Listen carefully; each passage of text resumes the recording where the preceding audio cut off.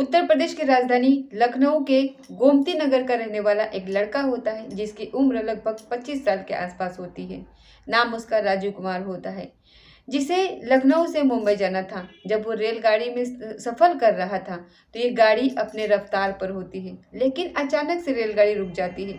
जैसे ही रेलगाड़ी रुकती है वो लड़का थोड़ा सा आश्चर्य में पड़ जाता है कि यहाँ पर ना कोई स्टेशन है और ना ही कोई ऐसी वजह है जिससे ट्रेन रुके।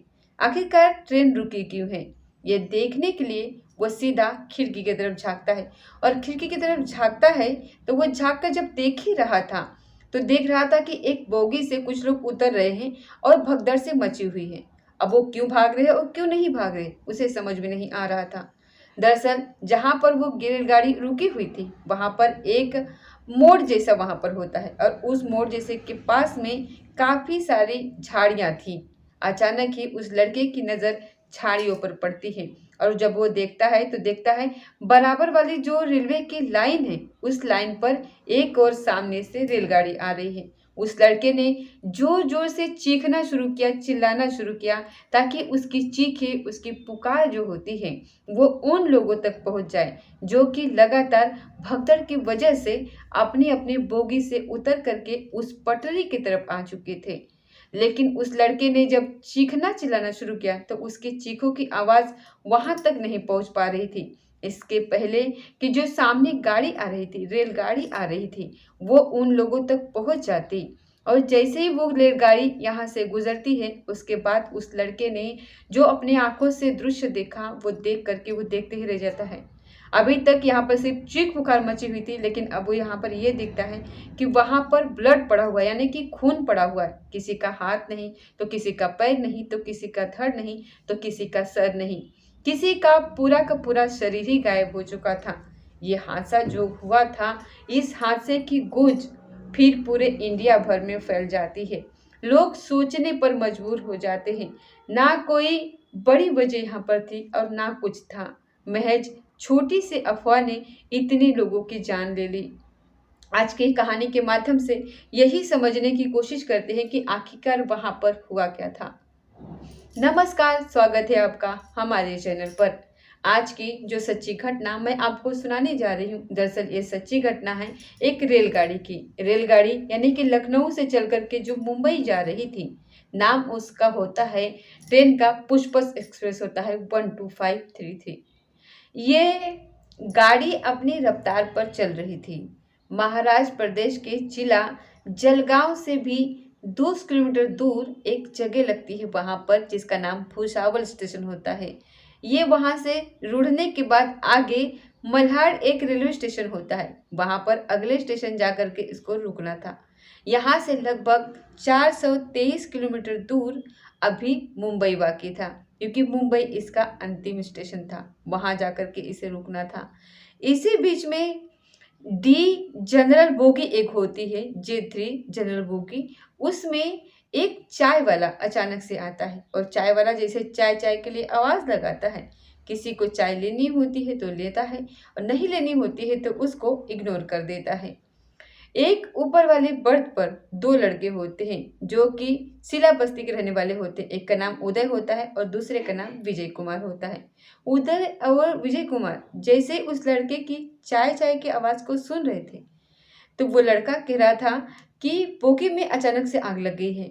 जैसे ही आग की ये बात उस चाय वाले ने कही तो उदय और विजय जो होते हैं वो घबरा जाते हैं और वो कहते हैं कि यार कहीं ऐसा ना हो कि जैसा हादसा भी जयपुर में हुआ है, एक टैंकर को ऐसे एक ब्लास्ट हुआ और बहुत सारे लोग जल कर के मर गए हैं।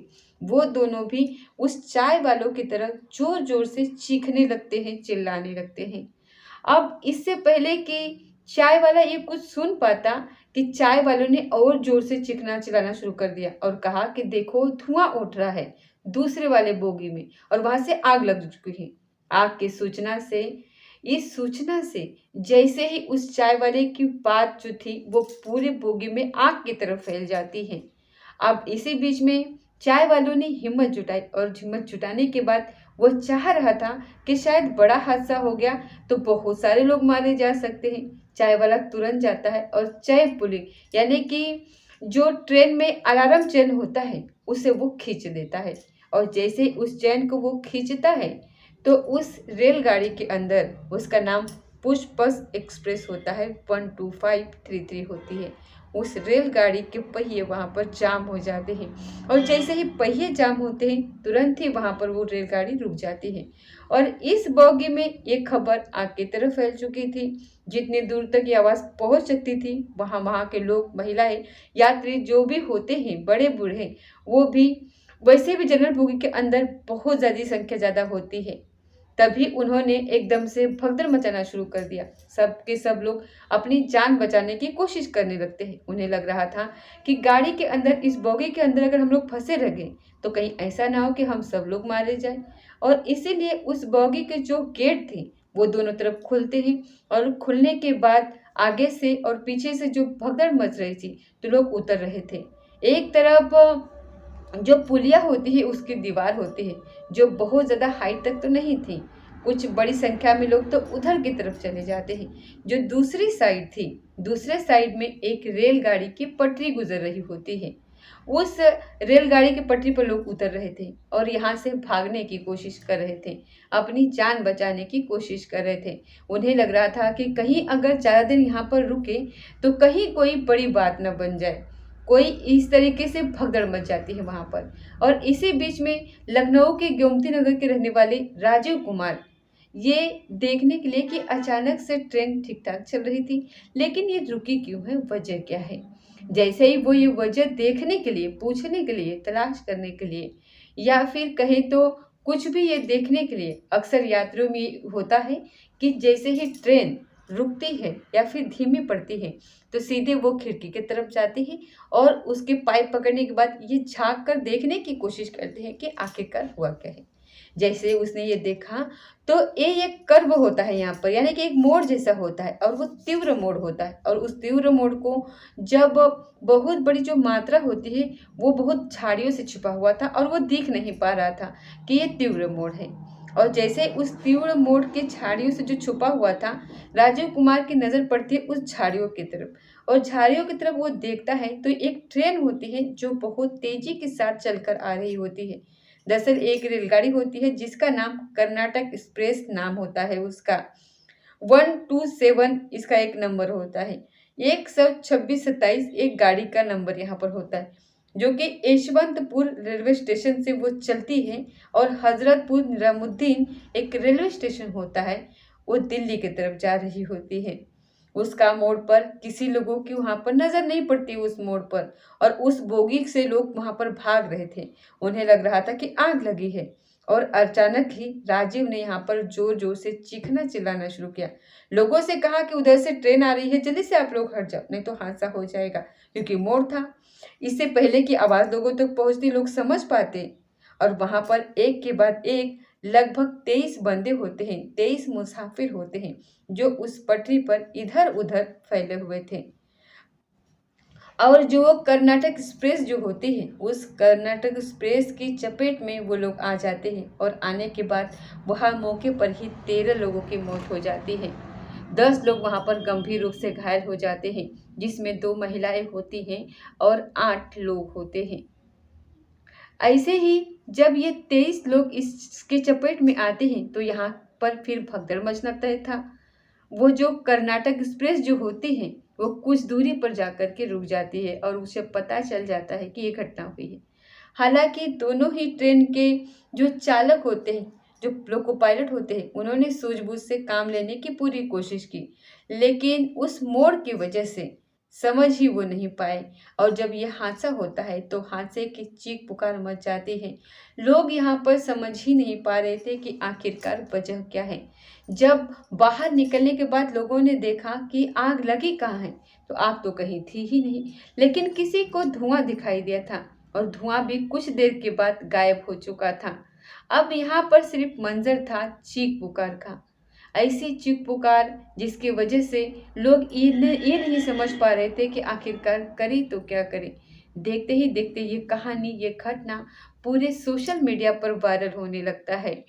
जो स्थानीय अधिकारी वहाँ पर होते हैं, वो चाहे पुलिस के हो, रेलवेज के हो, प्रशासन के हो, ये वहाँ पर मौके पर दौड़ते हैं और उसके बाद आसपास के जो गांव होते हैं वो भी मौके पर आते हैं। और यहाँ आने के बाद जो अपने आंखों से दृश्य देखते हैं, तो कई लाशें तो ऐसे थी जिनके चीथड़े पूरी तरीके से एकदम से बिखर चुके थे। लाश के एकदम टुकड़े बिछड़ चुके थे। कई लोग वहाँ पर ऐसे थे जिनकी गर्दन कट चुकी थी। कई लोगों की शरीर के अलग अलग हिस्से, हाथ पैर वगैरह इस तरीके से सब कुछ अलग हो चुके थे। अब पुलिस वालों ने और डॉक्टरों की टीम ने, रेलवे की टीम ने, प्रशासन की टीम ने घायलों को उपचार के लिए हॉस्पिटल वहां पर पहुंचाया। और हॉस्पिटल पहुंचाने के बाद जब यहाँ से गिनती करनी शुरू की तो लगभग मरने वालों की जो संख्या होती है वो लगभग 13 के आसपास हो चुकी थी। ये हादसा था 22 जनवरी 2025 की शाम लगभग 4:45 के आसपास का यह हादसा होता है। और ये हादसा इतना तगड़ा और ज़बरदस्त था कि लोग ये समझ नहीं पा रहे थे कि हादसे का नाम दे या फिर अफवाह का नाम दे, इसके पीछे की असली वजह क्या है और क्या नहीं है। इसमें बड़ी संख्या में लोग ऐसे होते हैं जो कि उत्तर प्रदेश के रहने वाले होते हैं, जो कि मुंबई में जाकर के कोई मेहनत मजदूरी करना चाहता था, जो इस हादसे की चपेट में आ जाता है। हालांकि कई मरने वाले ऐसे भी थे जो कि नेपाल के रहने वाले थे।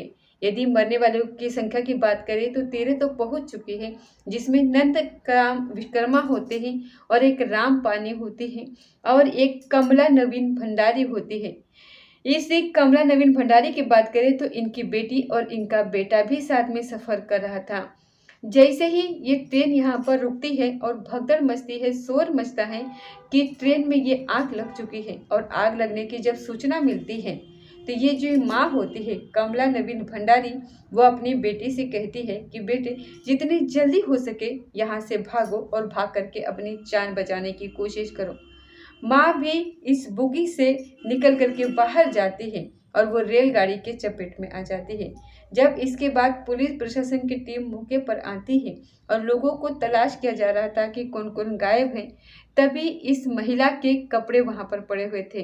बाकी शरीर का जो हिस्सा था उसके चीखने बिछड़ चुके थे। बेटी ने जैसे ही अपने माँ के कपड़े देखे, रोते हुए चीखते हुए कहती है कि ये मेरे माँ के कपड़े हैं। अपने माँ के कपड़ों को देखने के बाद उसने उस कपड़े से ही शिनाख्त की, बाकी हिस्सा उसका मिल भी नहीं पाता है।